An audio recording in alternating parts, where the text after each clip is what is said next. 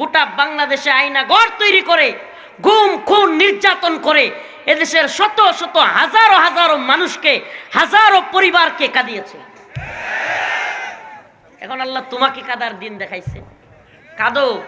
এতদিন তো খালি বাপ ধরে কান্তা, মিডিয়ার সামনে আইলে আমার সব মরে গেছে, সব শেষ, স্বজন হারার বেদনা, ভাব ধরে কান্দা, চোখে দে বানিয়ে না।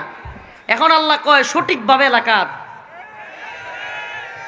এখন সঠিক কান্নার সময় আসছে। এইবার দেখলাম কান্দা কান্দা কইতেছে আমার বোন আর আমার শেষ স্মৃতি এটাও ভেঙে দিল। তো তুমি যে কত আলেম ওলামাদেরকে ফাঁসি দিলা, রিমান্ডে নিলা, নির্যাতন করলা, কত আলেমদেরকে গুম করলা, খুন করলা, নির্যাতন করলা, দেশের ছাত্র সমাজকে গুলি করে মারলা, তাদের কি পরিবার নাই? বলেন না, তাদের পরিবার নাই? তো এতগুলো মানুষকে কাঁদাইলে কাঁদতে তো হবেই।